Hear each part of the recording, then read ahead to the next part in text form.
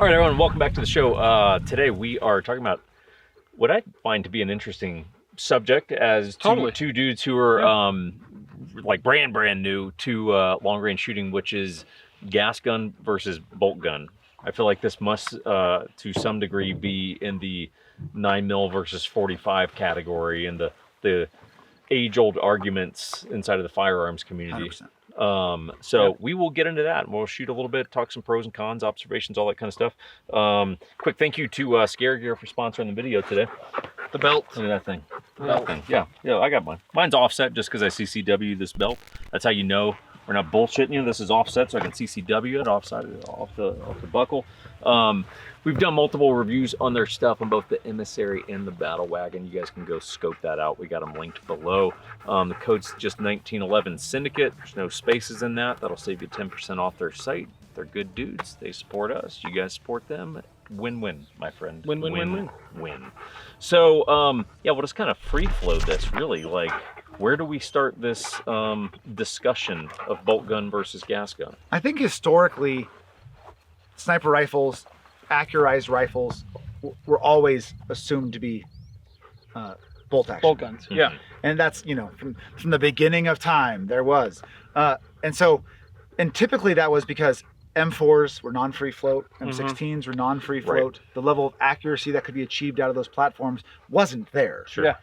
Fast forward to today, and now with free float barrels, match triggers, the machining tolerances we have, the quality of barrels that we have, both in hammer forged, stainless, we're getting very accurate gas guns. But with that comes, there's some nuance to shooting a gas gun versus a bolt gun. Sure. And so bolt guns tend to be heavier, or can be, especially tactical style rifles. And so there's the disparity between them ends up being shooter ability. And so that's not a lot of things people want to hear. And the other thing is that with the rise of the AR-15 very much as America's rifle, and the popularity of it, people view that they want to step up in distance and accuracy, and so tend to buy something they're very familiar with. And so they just want to get a bigger AR. Right. And so, hey, I'm going to go from a red dot to an LPVO gun, and then I want LPVO, I'm shooting 55 or 77 grain. How do we shoot 700, 800, 1,000 plus with a gas gun? Yeah. What happens is guys then buy them, and then they're very frustrated with the accuracy they're getting out of them. Yeah. And you have to kind of diagnose and understand that there's some nuance to shooting them accurately that I think some people just don't process. Well, why don't we do this? Why don't we cut to some footage here of really me and Chris running bolt gun and gas gun and similar sequences of targets here and just kind of organically show you some thoughts and observations along the way. Ah, fun. You got some serious RBF with these bolt guns today. Oh, I know my face is all kinds of fucked up. Your elevation should probably be about 2.5, and then we'll adjust. Okay, so I go from the 0 to 2.5. So come down 0.8. Come down 0.8. So about 1.8. Right. So there's 2. Okay. There's 1.8. I think you did 1.6. That just okay. So how do I raise up the whole package up? the bipod. Okay. Because right now. Yep. Yeah, I can't even get that far. I just got to get the bag on, but that should be fine. Okay. Yeah, with the bag, that'll be fine. Yeah, that's good. That wind completely shifted. We're right to left. We are right to left. Yep. So that means now the center line goes to the right of the target. Yep. Give me 1 mil right. Spotter on.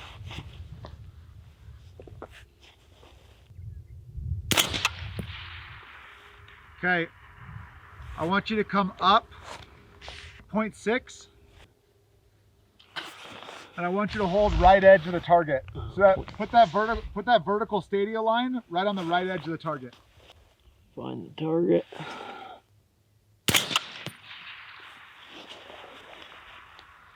Impact. Fuck yeah. I saw it shake, but I wanted to verify with the sound. Send it again. Right on the right edge. So hold center mass. That was impact, right? Yep. You're just on the right edge, so center mass. Low. No, it was right off left edge. So Jake, what I want you to do is take that vertical crosshair, and you see how there's like this shoulder, how he has that shoulder? I want you to take the vertical crosshair and put it on the right edge of his head. So you're still holding the lateral crosshair center of his body, but that's basically gonna be like a favor right. Does that make sense? Yeah. Like basically you're giving it like 2/10 right. Yeah, I'm going like right shoulder, neck. Basically. Yes. So the vertical will be right aligned with the right side of his head. Yep. Spotter on. Impact. Yeah, recoil management, totally different thing here. Right off right edge. Yep, I saw it. So give me a left edge. Impact. Right off right edge. Give me 2/10 off left edge. I think you held the wrong way. Yeah. So vertical crosshair off the left edge of the target. Vertical crosshair off the left edge of the target. Impact. I'll take it. I mean, honestly, I don't know how to fucking shoot long range. I'll take that. I don't know what I'm fucking doing. It's just the corrections, and the thing is, like I said in the beginning, right? So even though I can explain it to you and you're like, yeah, it makes perfect sense. You hold into the wind, it blows the bullet on. Yeah. You tell people that, and they go, yeah, it makes perfect sense. Yeah. And they held the wrong way. What helps me is almost like the dummy version of it is like the wind is blowing from the right to the left. I'm like, oh, okay, cool. I understand which direction I need to go with that. I don't know why. It's like different verbiage of the same call. Some People of them always think I'm telling you where to put the target, not to put the reticle. And so it's like, hey, 1/2 mil left. You're like, okay, I'm gonna put the target 1/2 mil left. No, I want you to put the reticle 1/2 mil left. Yeah. Okay. Yeah, now I'm tracking. Recoil impulse, what do you think? I lose the target more dramatically. Yep.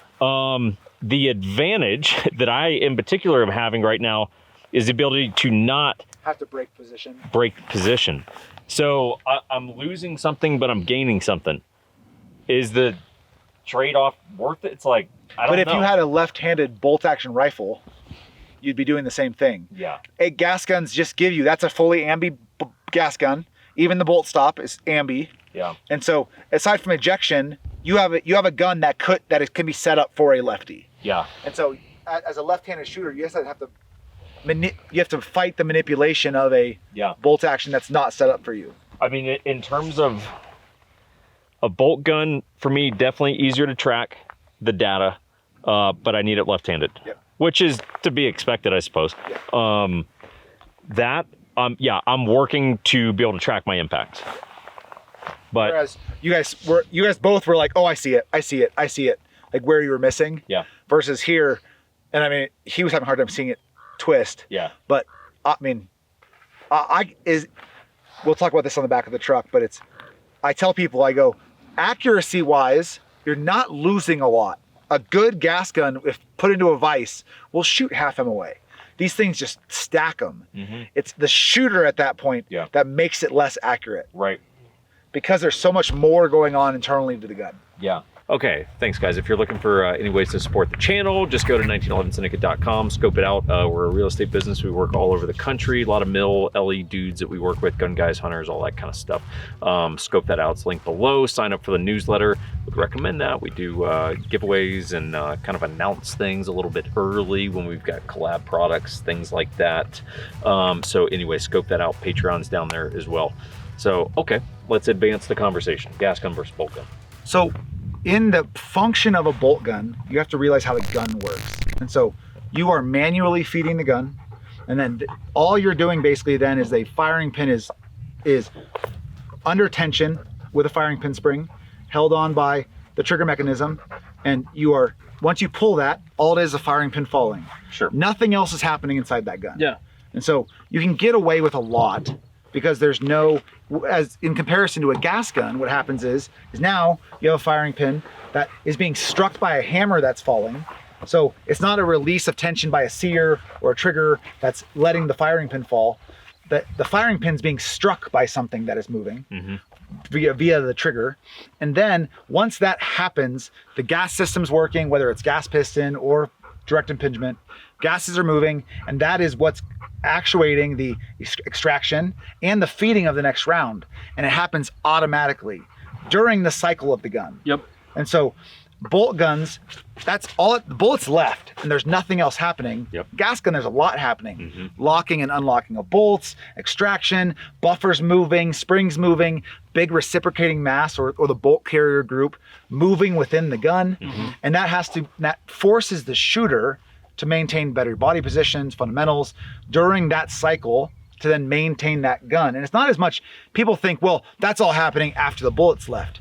Yes, but what it affects is your sight picture. Yeah, follow up. And so the follow-up shots, the ability to watch where you miss, watch your splash, it takes a lot more out of the shooter than the recoil happens, the gun returns, and you get to watch it. And we've seen that a lot today. Yeah. Oh yeah, no doubt. Yeah, as soon as you break that shot, you lose your entire sight picture. Where on the bolt guns, like you can just sit there all day and watch it. Yeah, and there's things you can do in body position, but if you're used to shooting a bolt action rifle, especially lighter calibers, 6 Creed, 6 GT, 6.5 Creed, you have a lower recoiling gun to begin with. They're heavier, and so felt recoil is really low. Yeah. And there's nothing happening in the gun. Yeah. And so people tend to have a lot easier time shooting them accurately and watching their splash in the follow-up.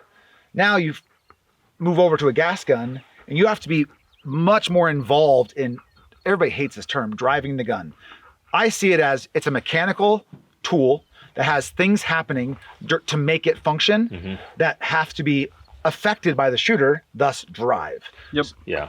I was even figuring that out behind that gas gun. I was just going, okay, I need a little bit more of my weight on the gun to just start to mitigate some of that recoil. Because I was just going, hey, I could, it's the same as shooting an AR. You go, hey, look, if I've got just kind of I'm just kind of easy breezy. Lackadaisical. You're like, cool, that gun's gonna be jumping all over the place. If I lock this thing down, you're like, cool, I'm gonna have a much better sight picture. And I was figuring that on the bolt or on the gas gun. Well, and in the PRS world, what the thing is you start to realize is the more input the shooter puts into the gun, though, it starts to affect the sight picture. Yeah. And so we found shooting off a tripod, I could lock that gun in, affect the tripod so it's sitting on target, and just squeeze the grip in the trigger, because we're the ones putting the input that's making it move. It's not the gun. The gun doesn't have a heartbeat. The gun doesn't have muscle tension.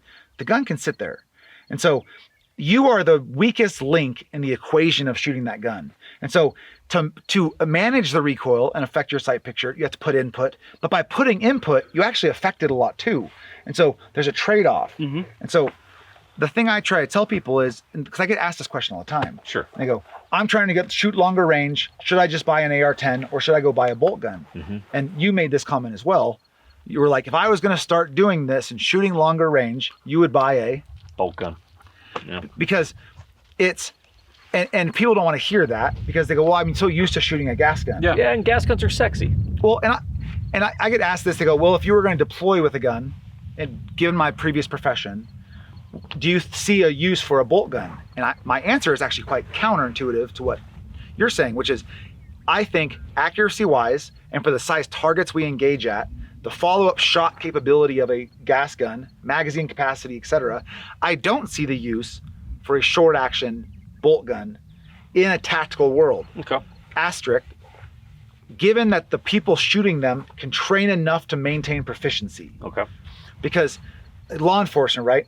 Guys go, well, our guys don't shoot gas guns as well. They're like, that's because you don't train gas guns as much. It's like when someone, goes from a Glock to a 1911 and they're like, oh, I can't shoot a 1911 as well. I promise you the 1911 is perfectly capable. Like, you're not capable in the 1911. Yeah. And so it's easier to take a bigger Good analogy. break on a bolt gun and then come back and shoot tighter groups than it is to take a bigger break on a gas gun. And then you come back and you're like, God, I hear this all the time in classes. My gun won't group. It's like, no, man, you won't group. Yeah. And so we did some paper drills today. And so I always tell people, if I haven't been on a gas gun, especially a precision gun, we were shooting a Seekins. That gun can shoot as absolutely equal to a lot of bolt guns. Now, the weakest link's me. And so what I tend to do is not just go, my gun's 0 and start shooting targets. I get on paper for at least 20 or 30 rounds and see what I'm shooting, how I'm shooting that day. Because I might need to do some fundamental work to like tighten stuff Lock back it down, yeah. before I then start saying the gun doesn't shoot at 500 or 800 yards. Yeah, and just as a frame of reference for the gas gun bolt gun video, one of our steel targets, the 2x4 snapped today. So we're shooting a rock, to be honest with you, that's at, what was it, like 3 and change. And then the steel was, what was that? 880. So, you know, and the Seekins, what model was that? SP10M in 308. SP10 was perfectly capable at that distance. Yeah. Even in the hands of novice shoot, I mean, hell, even with this hit 4 out motherfucker of 10. behind the camera, Yeah. you know, hitting some shit. So, I mean, it's like, yeah, it's perfectly capable. Yeah. I mean, we were, after shooting all day and all these precision guns, you guys were shooting great. And you had, you know, sitting on the gun after doing all the filming we've done today, more hits than you had misses. And the misses were literally, we had a fishtailing wind. It was like right edge, left edge, hit, right edge, hit. I mean, you had hits, he had hits. Yeah. The guns are very capable. So is there much in the way of accuracy discrepancy among a good bolt gun and good gas gun? Or are we talking close enough you're not going to notice? For most people, you're not going to notice if you shoot a gas gun well. And that's the problem is that people will get on and they'll go, my Surgeon, AI, Bergara, whatever, I can shoot 0.4 inch groups or 0.3 inch groups all day. I love that term, all day. And then they get on a gas gun, they're like, dude, I can't get it to group smaller than an inch. Yeah. It's like, but if we lock that gun in a vise, it would performing better, yeah. It's just the shooter ability impacts that platform significantly more. Okay. See, well, coming into this, I thought I'd want to pick up a gas gun 308. And like real quick, probably halfway through the day, like I'm pretty sold on a bolt 308. So they're easier to shoot. It removes that from the equation. And understanding the ballistic side of it, reading wind, I think most people are better served starting with a bolt gun. And then if they feel proficient where all those other fundamentals are handled, then you start incorporating the added complexity of a gas gun. Let me ask you this, from it was one of the questions I had. Per a set budget, do you notice that you get a better package for your money going gas or bolt? If you were to say, hey, look, my budget do a long range guns, whatever, $6,000, is there any noticeable difference in the quality of what you're getting going from gas to bolt? It starts to become the options you get, and so because the jump is like, okay, now we're talking, what do I recommend for bolt guns? I usually recommend, and that somebody's going to jump in the comments and, why didn't you recommend this? Of course. Okay, I'm gonna tell you my recommendations. I usually tell people the Tikka CTR is a great starting point. The Seekins Hit comes in at about $2,000, $2,200, $2,300 for the Pro. It's a switch barrel. It's got M-lock. It's got Arca rail. It's pretty damn good, isn't it? And that's about the price of like a low end AR-10. Yeah. And those guns shoot really well with good triggers. Yeah. As you move up, you gain functionality, a more robust chassis. Like the jump from a Seekins to like an AI, like you're talking thousands of dollars. Yeah. But you get a slightly better, you get a better barrel blank, you get an easier barrel change, a better quality, maybe buttstock, more adjustment.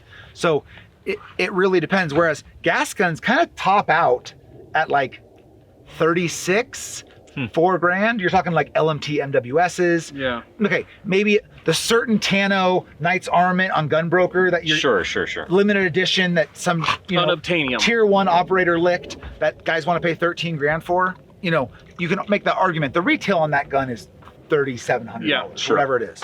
And so, do you get more? It really depends. Like it depends what your list of requirements are. And I think, yeah. And so I think bolt guns, you get like we talked about in the Accuracy International video, there's things like how long the gun lasts, how long the bolts last. A gas gun has more wear parts. So this is a question for me. A lot more stuff going on, right? Yeah. So bolts don't last as long. Buffers and springs have to be replaced. Like trigger springs, like the guns take a lot more wear and tear. Okay. Yeah. That was Whereas literally one of my notes here is like longevity of the gun, maintenance of the gun. Is there, I would have to assume a bolt gun's easier to maintain. Like, and something like an AI or even like a really nice Seekins or whatever, you're talking as we would shoot precision, I think will last longer without being as beat up Yeah. than a gas gun. Well, and we were talking in the AI video. What was your buddies with like 20 something barrels? Jacob Bynum at Rifles Only has a loaner Accuracy International AW. Yeah. And he has, and it's a 308, and he has 27 barrels on that gun. Which equates to about 200,000 rounds. Yeah. I mean, that should tell you something. On the same receiver. That's and impressive. that has to do with Accuracy International is a more expensive gun. There's options in that receiver of a Preston Call It and these things that you get with spending that money. Yeah, it is a case of, hey, you are getting something for those extra dollars. And the thing is, you got to think about the fact that on an AR barrel, you have barrel, gas block, or piston. There's piston system. And so those are all wear items. Oh yeah. And so switch barrels don't tend to be as repeatable with a gas gun. They have way bigger deviation if you can find switch barrel systems. And so that's a capability that you pay a little bit extra for to have in a bolt gun. Yeah, interesting. Anything that you find specific to lefties that is useful to know? Well, we saw this today. Yeah. And so left-handed shooters, there's significantly less options in the factory gun realm. And then that you can build a custom. And I recommend most people, if they're getting into it and they're lefty, I really recommend you get a left-handed gun. I mean, you had to fight my right-handed guns a lot today. Well, I'm having to take my hand completely off the bag to charge my bolt, and then I come back and go, cool, let me find where the hell the target is again. It's, it's a process. Whereas the Seekins is a right-hand eject, but it has ambi bolt stop, ambi selector. Like, so getting a lefty can shoot a right-handed gun easier with lefty controls and everything else. Yeah. If truthfully for me right here, right now, if it's like, hey, pick a gun out here that you're going to be most proficient with, I'm probably going to take the Seekins, to tell you the truth. Yeah. Just because it's eliminating, in essence, it's like the manual of arms is more simple for me just because of that simple support hand issue. Yeah. But like you said, you can mitigate that by doing custom builds and all that kind of stuff. And that comes down to military snipers have shot right-handed rifles they don't issue a lefty. Sure. And so it can be done and at a high level, and a lot of people go, well, I don't know if I want to get into this. Well, then you're going to have very limited options as a left-handed shooter in the lower end. Tika used to make some, they don't import them anymore. Like, there's just not a lot of left-handed options. And so, and without going to a $4,000 or $5,000 gun for a lefty, which that can push a lot of people away. Oh, well, yeah. Sure. And now you start factoring class in on top of that. And hey, I want to suppress it. You go, oh, we got an $8,000 gun now. Yeah. Not exactly budget friendly for your, average person. Yeah. So, Yeah. Or me for that matter. My thought on a gas gun too is I was like, well, I think I'd shoot that more. So I'd get more of my money out of it. I think personally I'd shoot a bolt gun more now. Why? Just if I could get it set up the right way for me, I think because I'm such a shitty shooter, it's easier to shoot that. The other thing that I think people don't realize, and it seems obvious, but I've watched so many shooters do it, is getting that buck fever with a gas gun. And frustration is allowed to take off faster because you don't have a actual stop between rounds. Yeah. And so you go like, oh, I missed. And instead of having to think for a sec, it's a forced pause Yeah. to think about what just happened, where my reticle was when it broke, all these things. Sure. A gas gun, you're just like, okay, I'm just gonna hold more, and like you don't go send it. Yeah. and you just burn through rounds, and the training value is diminished. Sure. Yeah. No, it's very motivational speakership. But Tony Robbins always talks about state change. Like, hey, if you're in a bad mood, if you're in a funk right now, it's like, cool, state change. Like, literally go fucking walk to the truck and then walk back over. Go physically change your status before you, something I swallowed wrong. Before you continue that activity, you go, oh, hey, look, on a bolt gun, again, this is a state change, re-racking around, right? It's like there is a moment to go, catch your breath, fucking calm down. And I watched that light bulb come off more frequent, or come on sooner with bolt guns typically because of the forced pause. A gas gun, it's like people go like, they either blame themselves for the gun, they get frustrated, and so they just start to miss the same way. And they just go, I'm just going to aim even harder. It's like, dude, at some point, miss different, change something. Either an environmental factor changed, you're getting frustrated, your breathing isn't good, you're slapping the crap out of the trigger. Miss different at least. Don't just like buckle down and just go, I'm just going to make the same mistake again. but harder. Yeah. And that's what I see a lot with gas guns. Yeah. No, it's cool. It's good. And I think for me and Chris, it's probably been. Truthfully, I was really before this. I was going, man, like, God, I really kind of got the kind of jonesing for a gas gun right now. You go, I don't dislike gas guns, but you go, where I'm at in my shooting journey in relation to long range, I think a bolt gun is probably the right move. Well, and you brought it up of, I'm going to shoot a gas gun more. If you're an AR-15 guy, I hear that argument a lot. But talking about training value, and then we talk about cost of ammo. Mm-hmm. And so we're not shooting 5.56, 55 grain for 55 cents a round. We're shooting 175 Sierra Match King, 6.5 Creedmoor, 140 Burger hybrids, bigger rounds, 300 Win Mag, 300 Norma. You're sending $2 downrange, $1.70 downrange, $5 downrange, $7, 300 Normas, $5 to $7 a round. And so you're talking for a box of 20, it's $100+. Yeah. And so if you just start getting frustrated, you're going to think about that next round a little more when you're sending a monster can or a burrito downrange every time you pull that trigger. Yeah.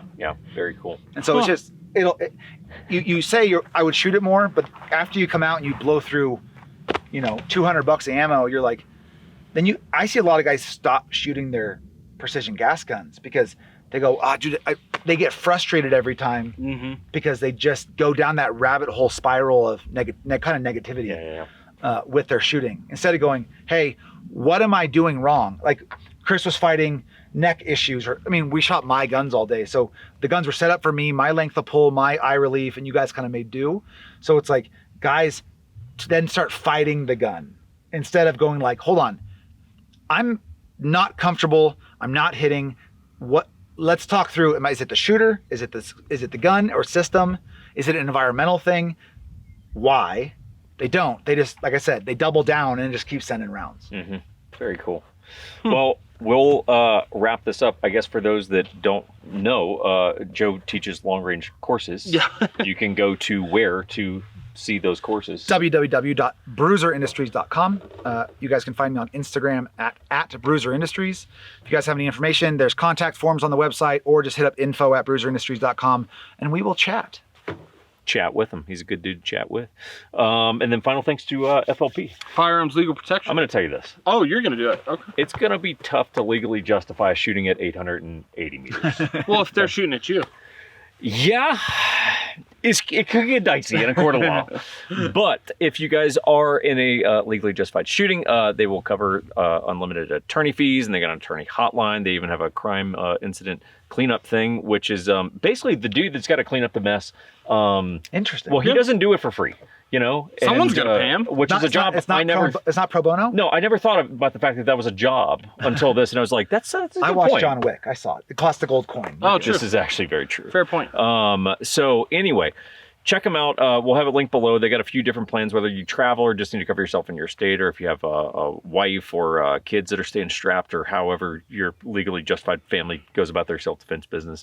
The code is 1911, and you never know. You just send it. Code's 1911 saves you guys about a third off services. They wind up being like $10-20 depending on what service you get. So scope that out. It's linked below. Otherwise, thanks. See you guys next time. Thanks, guys.